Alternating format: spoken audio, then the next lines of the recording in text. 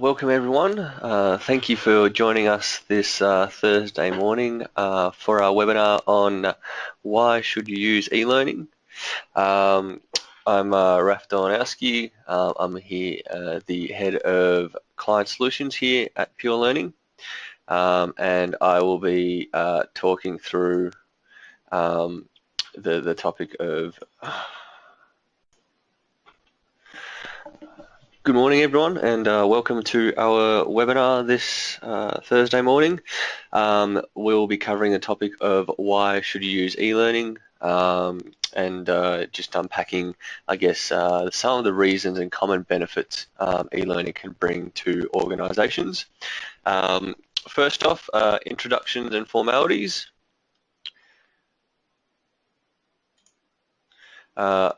I'm Raf Dolanowski. I am the head of client solutions here at Pure Learning.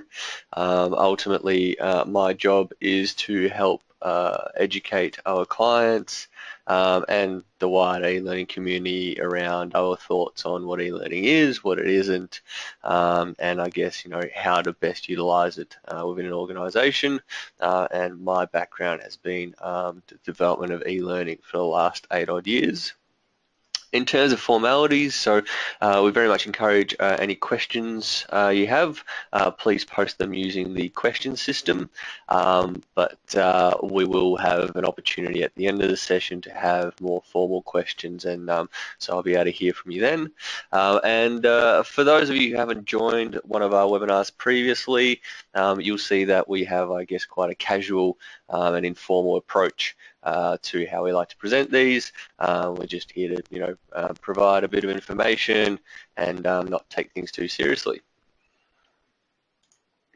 So, question we're here to answer: why should you use e-learning? I guess the key thing to first appreciate is that when it comes to e-learning, every organization is a little bit different. So while there are probably organizations that think that e-learning is a one-size-fits-all approach, it's really important to understand that depending on your organization, its size, how it's distributed, your workforce, your technology, and your history in e-learning, you will need slightly different approaches, and you'll be looking for slightly different benefits at a very detailed level.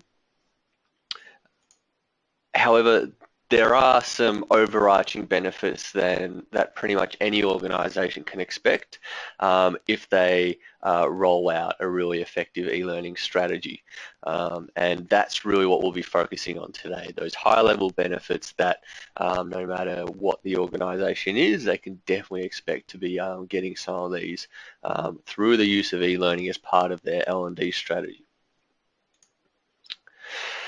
So the first benefit is that e-learning is flexible. Now, what I guess I mean by e-learning is flexible is that it can be delivered in different ways as part of different strategies, and it can really adapt in terms of its approach, its delivery, to the topics that are desired, to the goals that are desired, and I guess that's one of the really powerful things where it's able to deliver such a broad range of topics because you can change the style and the approach and the design of the course and what sort of interactivities in there, how the content's presented, to really ensure you deliver the best outcomes for that particular topic and for your organization.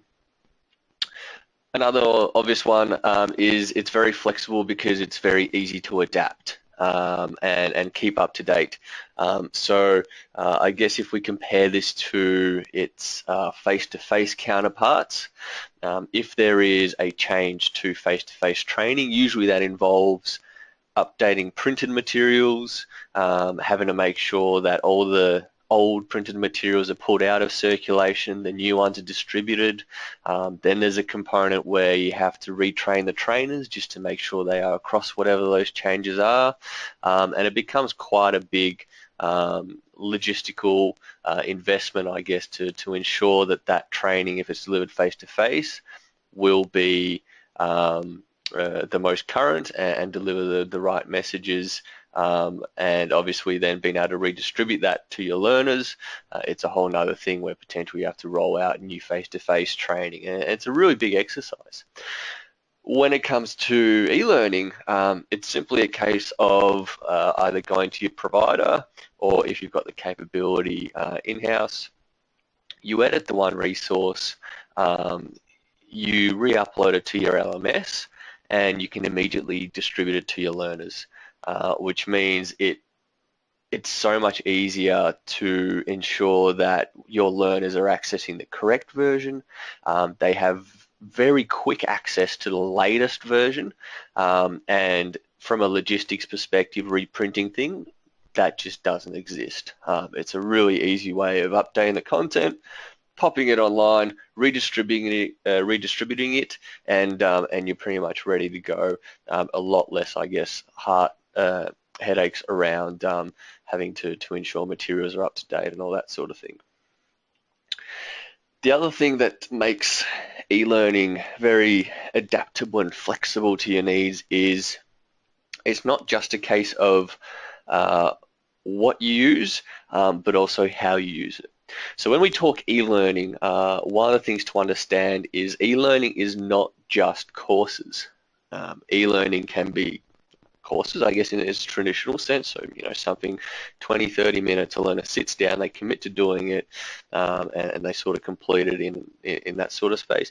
But at the same time, you're looking at maybe learning bites, which could be small on-demand learning packages that people can access as they need them. It could be short communications video, or explainer videos as we call them, where you have a message and you want to raise awareness around something. And a quick way of doing that is to create a video, maybe a minute and a half in length, and you're able to quickly distribute that to your learners, and they'll be able to absorb that information, take away the key messages, and you leave them with some sort of call to action at the end of that. So be it, this is how you find out more, or this is what you have to do now, or whatever that happens to be. So they're the components you can use, and obviously there's many more. I mean, you can start looking at what your LMS can do. There's something I recently heard, which was learning nibbles. I think they're the next level down from learning bites. I'm very interested to explore that, but it's all these different components that e-learning is that a lot of organizations don't even consider. Most organizations go, okay, it's going to be a course, it's going to be about 30 minutes long, and it's just going to give material essentially to the learner. Aside from those being the components, how you use it is very important. This is I guess, the flexibility that e-learning provides.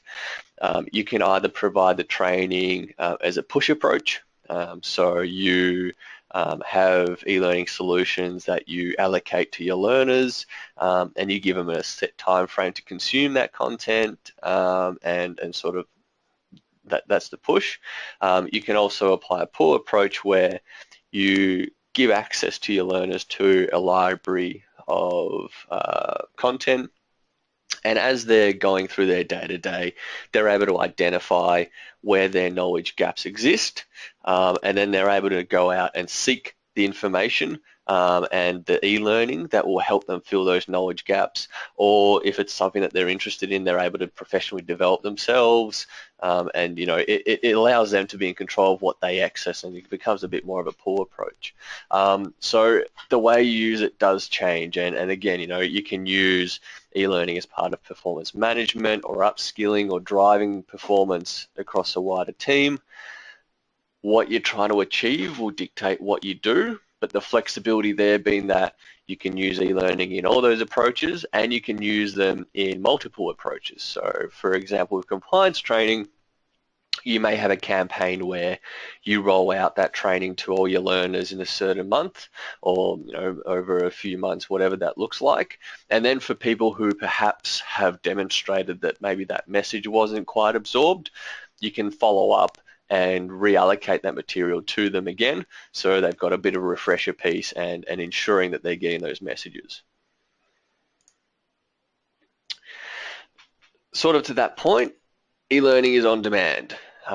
So people are able to identify when they need it, and access it at that point in time.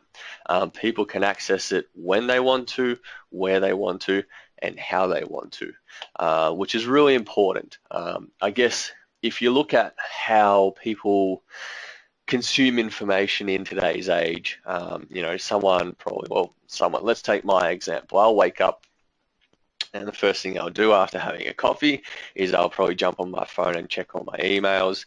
I'll have a look on my LinkedIn and see if there's any interesting articles or videos or something on there. And I'll watch those through choice, obviously. And then I'll jump on maybe The Age and I'll read through a few articles there. Then I'll look through a few emails. Then I'll sit at my desk and I'm constantly in control of the material that I'm looking at. And that's really important because e-learning needs to try and align with how people consume material, and realistically everything else that we interact with, even to the point of TV these days, is when I want it, where I want it, and how I want it. And e-learning has to align with that, otherwise it becomes, I guess, quite alienated from how people are used to consuming content, and that leads to challenges around engagement. So that's really exciting. Also, it's really fantastic because you're able to use it as a resource, and that sort of circles back to what I mentioned around the compliance, where once someone has completed a piece of learning, they can always go back to it. If they feel they need a refresh on that material, or perhaps through performance management it's been identified that they should, they can always go back to that content and have it on hand to help them tackle challenges they may face in their day-to-day. Again, if you compare that to face-to-face, usually you walk away with some material from a face-to-face session, but you're never again able to replicate, I guess, that learning experience and the benefits of it without having to go back to the session again and complete it all over again, which obviously from a logistics perspective is going to be quite difficult. Generally speaking, face-to-face sessions aren't sustainable if you run them every time someone identifies that they need to recover that information. So e-learning is responsive, and this is something that a term that you're probably quite familiar with, but usually this term is used in the sense of technology, where people will say, okay, this e-learning solution is responsive, and what they ultimately mean is that it will respond in terms of how it lays out to display correctly on a device.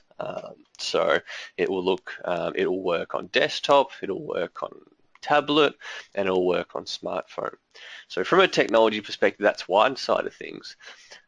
The side that I'd often more focus on is the learning being responsive to the learner.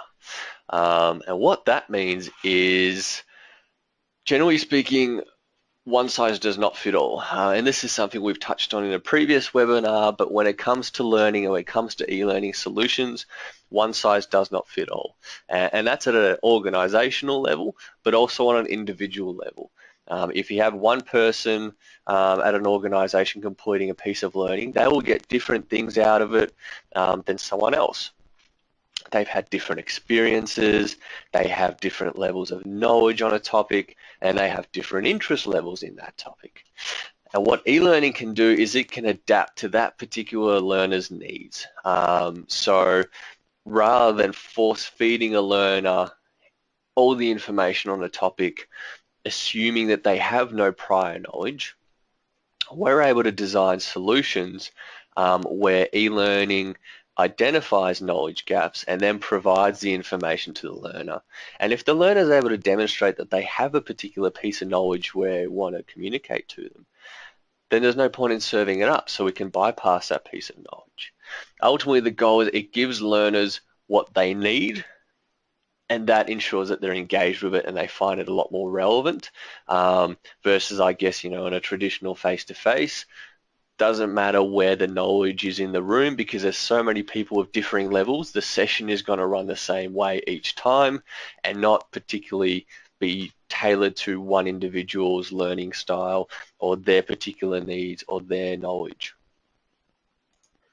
So just to, I guess, frame that up with a little bit more of a visual, here is, I guess, loosely what you would consider the standard expectation for an e-learning piece, and I guess, a similar sort of flow for any face-to-face, where there's a beginning, there's content in the middle, there's a conclusion and the assessment. And as you can see, in this particular case, the introduction would introduce a topic, there'd be some information giving a high-level overview of what the topic is, you'd jump into the first topic, you'd review the information, you'd get learning checks that would validate you've learnt it, you'd move into the next topic, you'd get content, you get information, you get conclusion, and then you have an assessment at the end. One that feels obviously quite robotic, but two, it isn't organic. Again, if we think about how we consume content, I don't generally consume content in a linear fashion. And I guess the best example of this is in our internet browsers, we have tabs. Now, when you think about it, tabs are there so you can have multiple things open and access them as you need to. And this is how we generally like to consume content. We want to be able to jump around and do a little bit over here and then over here and consume a little bit here. So we're not really designed to absorb content in this really linear fashion because we want to go down tangents. Oh, this is an interesting topic, I want to learn more. Or this one I'm not so interested in, I'll leave that for later. When you create a responsive e-learning solution, it can look like this. Now, I guess for those of you who are looking at this and goes, wow, this looks like a mess, but it is an exciting mess. The idea here is that while there is a common starting point in introduction, once a learner completes the introduction, they are in control if they want to go to topic 1 or topic 2 or topic 3 based on their preference. So if they're interested or not, or whatever's driving them, we give them a choice straight away. We empower them to control their learning, which is really powerful. Once they arrive at that topic, rather than giving them content straight away, we do a knowledge check. We go, okay, so this is the topic we're about to cover. Let's see if you've got that knowledge. And through that knowledge check, we can identify if this particular learner already has this knowledge or if they're demonstrating the right way of thinking. If they are, then we give them the option to skip that content. There's no point in giving it to them if they already have it. For learners that don't have that knowledge, we'd obviously take them down the path and they would end up at one of these content squares. Within the content square is where we deliver that information. So we've identified you don't have this knowledge or you're not thinking in this particular way. Here is the information you need. We then dovetail it with some learning checks. So we essentially say, okay, you didn't have this knowledge. We've now given you the information we feel you need to have the knowledge. And now we're going to make sure you do understand what you've just learnt. And at the same time, we can also provide the learner with some quick facts or knowledge that is not mandatory, but through their curiosity, they'll probably want to access it anyway. So very often we'll look at creating a course that there is information in the course that the learner doesn't have to access, but they end up going there through curiosity. So I've just learned about this topic, I'm interested in learning more. Hey, look, there's, learn more here, or quick tips about this, or quick facts, or whatever it is. And they're naturally curious to see what that content is. On the flip side, if someone has consumed a particular topic and that content, they've gone, yeah, cool, I get it, but they're not motivated to learn any further, well, provided the knowledge we've already given them satisfies the learning objectives, then there's no point in forcing them to have any additional information. And usually that information is, when you go to the nth detail of a particular topic, so that someone who is interested in it, they'll definitely go to that point. Most other people, they just need a high level understanding or whatever the learning requirements have. So there's no need to push them down a particular path to keep learning. And as you can see with this matrix from there, from the quick facts, they can go back to another topic or they can jump somewhere else. So it leaves the learner in control of what content they're accessing, how much of that topic they consume. It validates that they've got that knowledge through learning checks or through knowledge checks. And once they've demonstrated that all these topics are either covered off because they have existing knowledge or they have acquired this new knowledge, that's when they'd arrive at the conclusion. You'll also notice that in this particular diagram, the assessment square is gone. We find that assessments at the end of the course are really a recall system, and aside from giving a metric tracking that someone scored a particular percentage, they don't add a great amount of value. The learning solution should be designed in a way that's responsive and tailored to the learner, that through them completing it, we should be able to validate that they've got that knowledge. Ultimately, the point of all that is through creating responsive e-learning, it creates a learning experience specific to the individual's needs. So, and that's the important thing, because creating experiences for that particular individual keeps it relevant for them and will keep them engaged. This is a bit of a funny one, but it's e-learning, and this is something that our CEO Matt Smith commented on in one of his videos, where with e-learning, our goal is to replicate the learning process, not the teaching process. There's actually a quote from Einstein where he said, "I never teach my pupils. I only attempt to provide conditions in which they can learn." This really is the goal of e-learning. We want to provide them with an environment where they're able to learn, and that adjusts to their learning style. We want to empower them to learn. We don't want to teach them something. We want to give them the information they need to be able to learn about something, to absorb, to connect with that topic, and ultimately gain the knowledge that we want them to. With e-learning, it allows us to ensure it's self-paced. So that's a really big important thing, and that's again focused on the learning process.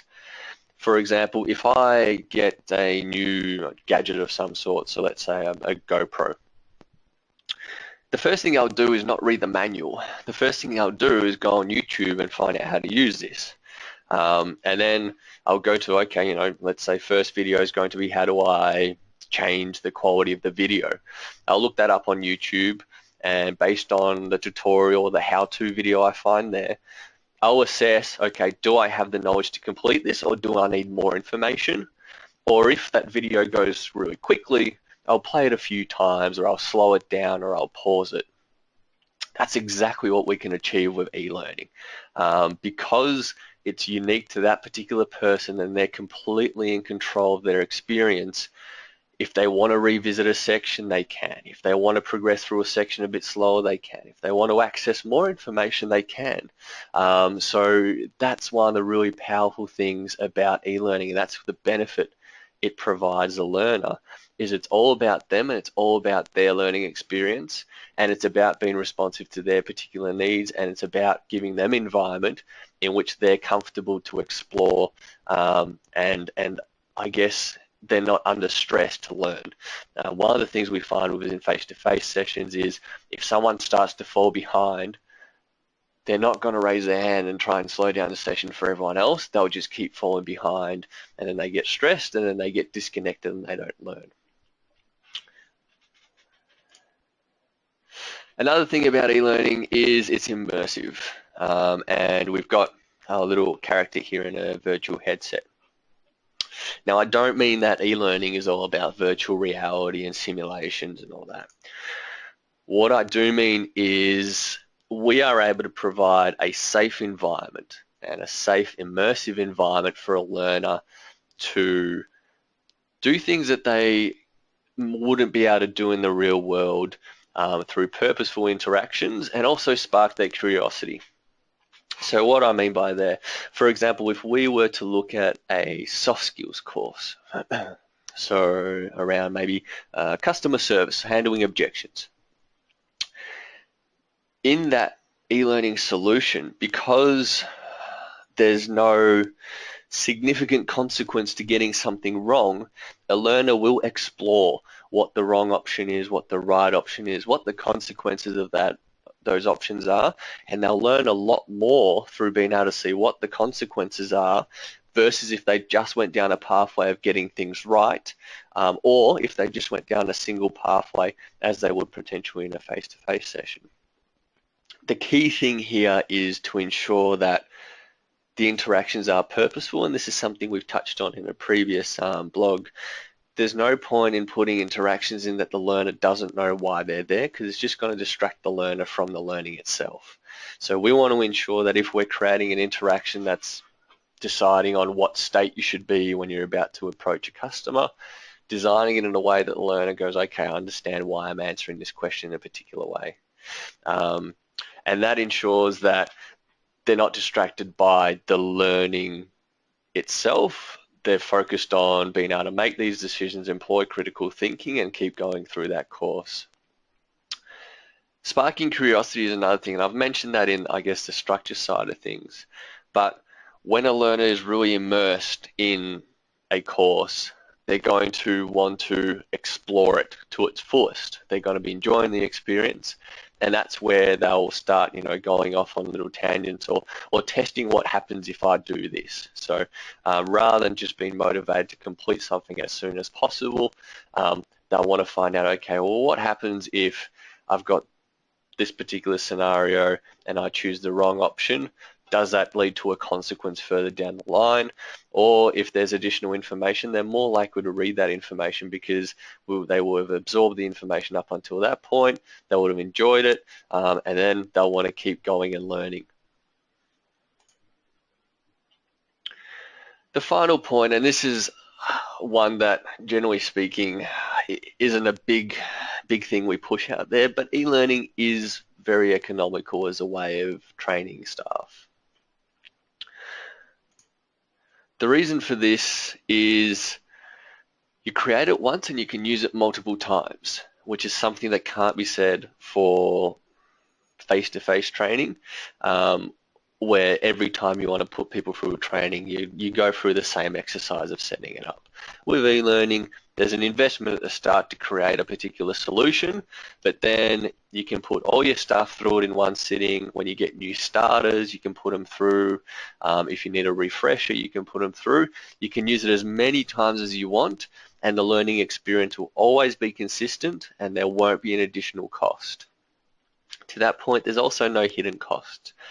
Very often when you start looking at the hidden cost of training that is an e-learning, so again, face-to-face, there's the overheads of the location. The facilitator is a fairly obvious cost, but costs that aren't obvious is lost productivity, the time the learners are spending in that face-to-face session in terms of their salaries, how much time has been lost from a productivity perspective and all that. That really adds up, and they're really hidden costs, especially for organizations where they say, okay, well, we'll hold it in our own building and we'll just have one that managers run it or whatever that looks like. It sort of becomes a bit of a, well, it doesn't cost anything because everyone's here anyway. But when you start to actually analyze it, it's quite costly. With e-learning, here's the cost to develop it, and aside from the cost of running the lights, and I guess the time of someone completing that e-learning, there's no more to it. And finally, and this is something that a lot of organizations are connecting with more and more, is it's green. So there's no travel when it comes to e-learning. There's no paper, there's no trees that are cut down, which means that it's a very, very green approach to training. Particularly if you're going to do sustainability training, it's a great idea to do it as e-learning because it kind of circles around nicely into that message. But from that perspective, you certainly, if you're an organization that's conscious about your footprint in the world, it's a great way to deliver training because there's no geographic barriers to it, and it's just, to the point that I've made at the start, you create it once, use it multiple times, anywhere in the world, whenever you want to. So those are, I guess, the common areas where organizations can expect to get benefit from e-learning.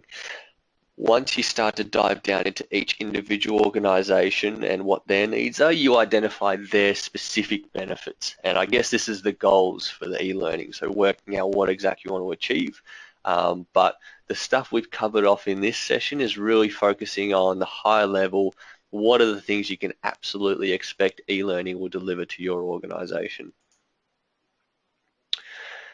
So from here, thanks for listening, and I'll put it to you to see if there's any questions that you'd like to ask.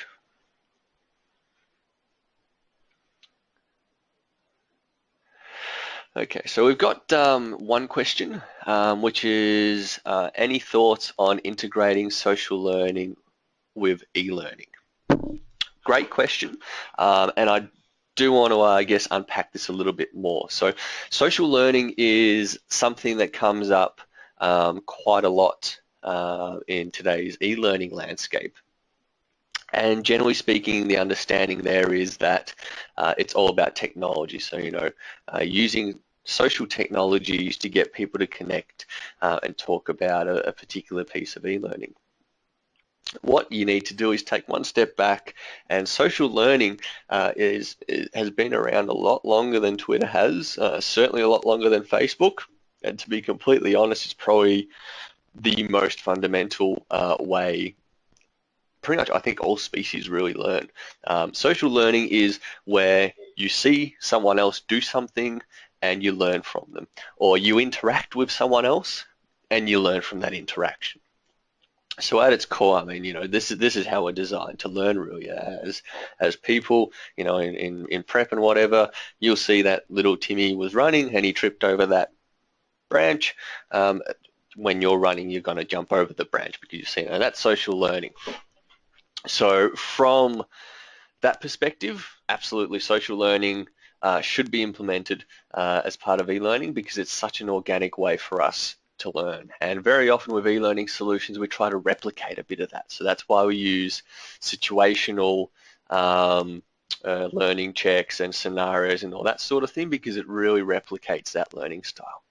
When we're talking about the technical side of things, it definitely does benefit learning, but I haven't seen too many instances where it's done very well. I'm yet to see, organizations where their learners will tweet that they've achieved a particular level of data training. I guess the closest thing you can do today is within LMS systems allow to have commenting on particular resources so people can share their thoughts and discuss a particular e-learning solution. But ultimately, the best thing that can happen is once people have completed e-learning, they go to their lunch break and they'll have a chat with their colleagues and their peers about that particular piece. I like this, I did this, what did you do here? That's a really powerful piece because, again, it reinforces that knowledge in their heads. But yeah, great question. We've got another question here. Which is, what are your thoughts on emerging technologies like Tin Can API? So I think anyone in the e-learning and actually L&D space is very excited about Tin Can. I believe it's now called XAPI, so Experience API. I'm very excited about it. I think it's still probably a while off from being widely adopted. There's massive organizations today that are still using SCORM 1.2. The thing that I guess SCORM has served its purpose for a while, but it's been very focused on metric data. So someone got this score for this course, or they got this question wrong and they got this answer, and they took this long to complete the course. What it's always missed out on is, I guess, the behavioral stuff within the course, being able to identify patterns of why learners are struggling with a particular area, what they're doing on a particular page where they're focusing, how their mouse interactions are going through that, and starting to identify patterns through how people are going through the learning. And that's powerful because rather than simply looking at what people are accomplishing in the learning, understanding how people are getting through the learning is powerful to ensure that that learning is tailored to their needs and is delivering the best outcomes. And I guess that's what XAPI will start to bring to the table once it's more adopted, and it will also mean that e-learning will become more and more adaptable. I think the traditional idea of having an e-learning course is something that will slowly be less and less used, and it'll become more assets, maybe, you know, learning nibbles or learning bytes, and they will adapt dynamically based on the XAPI to your particular needs. So essentially, when you start a course, your experience may be completely different, traveling through a completely different set of assets and learning bytes and all that to someone else, because the way they're navigating through it is completely different to you, even to the point of, you know, the courses maybe will recognize that you connect really well with video content and you struggle with other forms of content, so it'll start to serve up more video assets to you rather than the format of content that you're less comfortable with. But yeah, as I said, excited about it. I think there's still a lot of opportunity to really understand what XAPI means and what that'll do to what e-learning looks like. But it's probably still a little while away from being widely adopted. Okay, well, I think that's probably everything for today, unless anyone has any questions. It's been fantastic speaking with you guys this morning. As always, I'll be shooting through a feedback form just to gather your thoughts around what you thought of this presentation, and also any suggestions you have for topics that you may want covered. Obviously, we're very interested to being adaptive to your learning needs. So flick those through, and obviously remember to have a look at our website for details on upcoming events.